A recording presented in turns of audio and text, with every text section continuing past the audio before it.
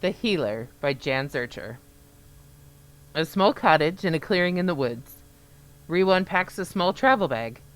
Kari packs a food bag and places it by the door. Oma, your provision sack is ready. I hope that your journey to the Harnot Festival is successful. Thank you, Kari. I'm sure it will be. It's an honor to have been selected to be attending keeper of our story for the event. Riwan sets her travel bag by the door. Now, you remember to stay in the house while I'm gone. Oma, I'm in my 20th year. I'm not a child. Good. Then you will have given up on the childish notion of becoming a healer. Never. That's all I've ever wanted to be, ever since the seer predicted my destiny was to be a lifesaver. You are only in your 10th year. I wish that we had never run into that old seer. Old, maybe, but she was still a seer. Yes, a seer of limited vision. Old eyes see only dimly. I know that I am destined to be a healer. Now let's not get into that again. Your Appa and I have told you that you are not fated to be a healer, and that is that. Yes, you've said that over and over for years, but why? Why can I not be a healer? It's an honorable calling. I can be of great use to the community. I know that I can. Perhaps. But we have told you no, and that should be enough. But Oma... Trust us. Just know that we only want what's best for you. And your Appa and I have decided that your role in the village should be a sleep talker. Sleep talker? A sleep talker? Yes, and it is no use arguing. But a sleep talker? I have no desire to be a sleep talker. I want to be a healer. It's the duty of every child to fill the role that has been selected for them by their parents and approved of by the Council of Elders. Why can children not choose their own roles? That is not the way of our people. The village needs another sleep talker. While I'm at the festival, I will be seeking approval from the council. And when I return, we'll go together to see Tanji, the bestower of powers, to finalize your initiation to the trade. Kari slumps against the wall. Now, promise you will not leave the house while I am gone. Yes, Oma. Riwan hugs Kari goodbye and leaves. Kari slips back into the cottage and slumps onto the stool. And she jumps up and paces. A sleep talker? Why do parents always think they know everything? How does she know what's best for me? Oma can't see what's in my heart, what burns in my soul. She only knows what she thinks is best for me. But I know that being a healer is my destiny. I can feel it in my very bones. It feels right. What if I show her I'm serious about this? That it's not some childish whim? What if I just go out and do it? What if I just go to Tanji and get the transmutation done? But that wouldn't be right, to go against her wishes. A child's duty is to obey. On the other hand, she is going to be gone until tomorrow eve. I can be back here before she is, and once it's done, it's done. Now that's what I call a plan. Kari opens the cottage door and looks around to ensure no one is watching. She steps out, pulls the door shut, and slips off into the woods. The next morning, Kari walks a wooded path toward home. She passes a sign that reads, Home of Tanji, Bestower of Powers. Kari looks at the sign, looks at her palms. Purple luminescent lines on each palm mark the implants.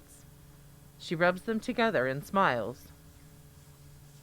Thank you, Tanji, for making my dreams come true.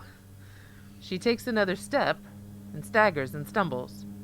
She rubs her hand over her forehead. Whoa, should I feel like this? Dizzy? Not quite right? She sits on the ground leaning against a large log. She hears a quiet whimper. She looks around behind the log, turns around, picks up a limp, sick rabbit. She sets it in her lap. It has white foam around its mouth. You poor thing. It looks like you've got yourself a bad case of the great fear of water disease. Come here, little one. She strokes the rabbit gently for a few seconds. There. Have no fear. I'm a healer now. I will take away your sickness. Kari places her right palm on the rabbit's forehead, stiff-armed, and she concentrates. Her face twists into a pained grimace. Her body tightens and convulses, and after a few seconds, her eyes snap open. She sets the rabbit down behind the log and waves. That's it, little fellow. Hop along home to your family. You should be feeling better now. Kari tries to stand but finds herself very weak. Whoa. That rabbit may be fine, but gosh, I don't feel so well. Maybe Oma was right. Maybe being a healer is not for me. Oh, I wish the world would stop spinning. Maybe I should stay here. Rest a few moments. And she collapses into unconsciousness. Later that day, Riwan stands in the doorway to the cottage. Kari approaches cautiously. Oma, you're home. Where have you been? Certainly not where you were supposed to be. Riwan peers closely into Kari's milky purple eyes. No. What have you done? What have you done? Riwan grabs Kari's wrists and examines her palms. How could you? What? Look. Just look at your palms. They hold the answer to your question. Kari pulls her hands away and hides them behind her back. What about them? You know perfectly well what I'm talking about. The implants, your palms. They bear the signs of the implants. I've been telling you since I was a child that this is my dream, my destiny to be able to heal the injured and make the ill well again. Yes, and your Appa and I have been telling you for just as long that you cannot become a healer. But Tanji, the bestower of powers, said that I have the perfect disposition. The perfect disposition, but the wrong ancestors. Tell me that you haven't used your new abilities yet. You see, as I was coming home, I came upon a rabbit suffering from the great fear of water disease. I stroked him for just a few minutes and... Then all is lost. Your kindness will kill you within the next sun cycle. If only your Appa were here. Together we could figure out how to save you. Oh, if only. Only. I'm sorry, Oma. I don't understand what's wrong. No, you don't. You don't understand.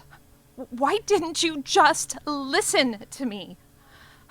You never listen. You always have to have your own way. Oma, please, can you just explain?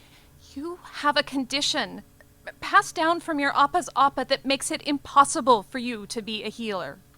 But the rabbit, I healed the rabbit. Yes, you can heal others, take away their pain, their sickness, absorb it into yourself, but your condition prevents you from clearing it from your own body. If only you had told me. I expected you to obey. Children grow up. They develop their own minds. Indeed.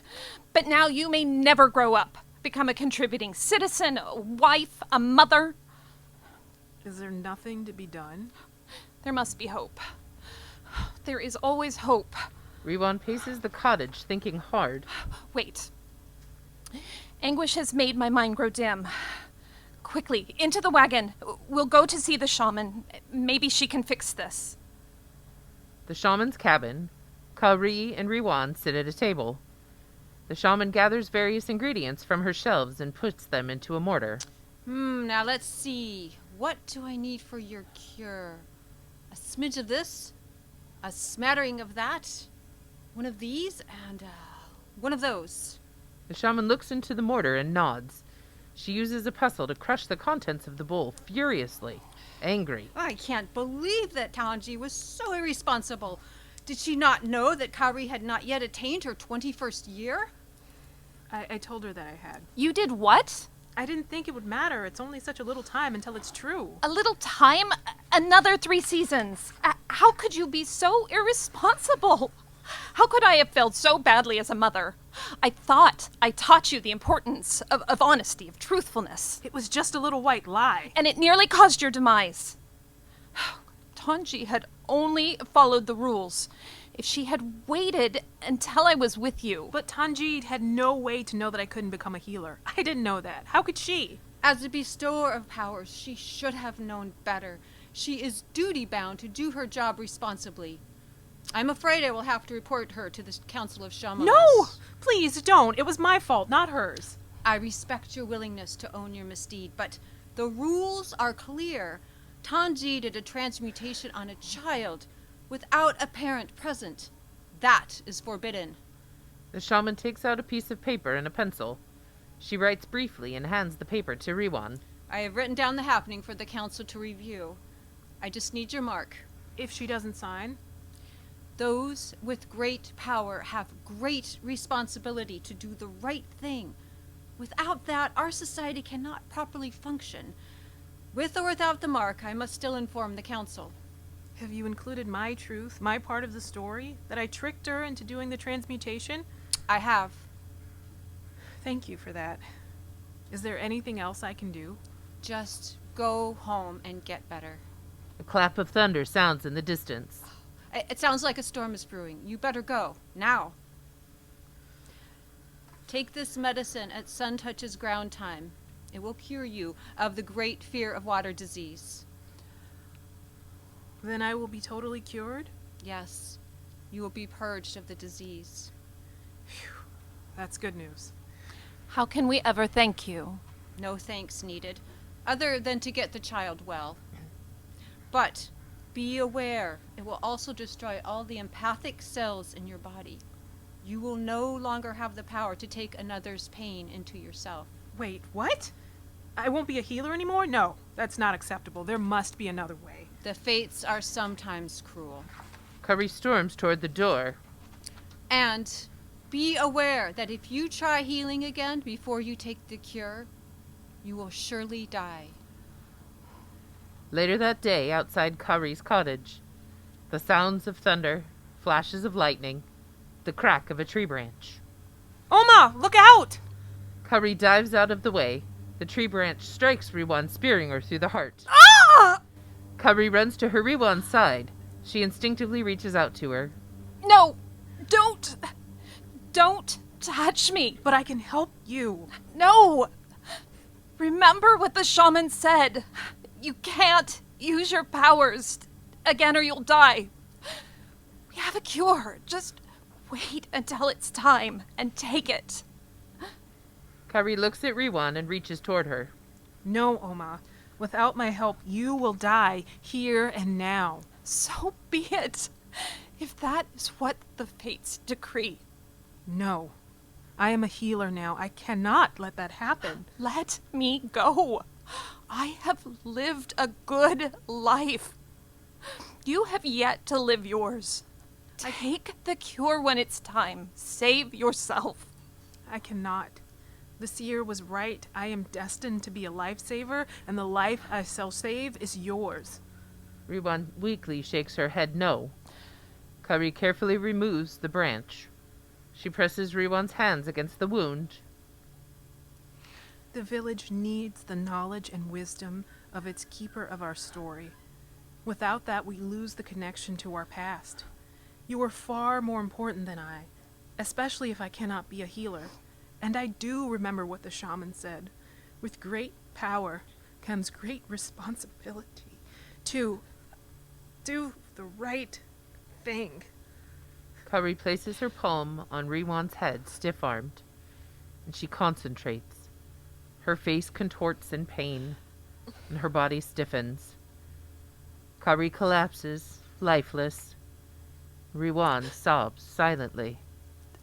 End of play.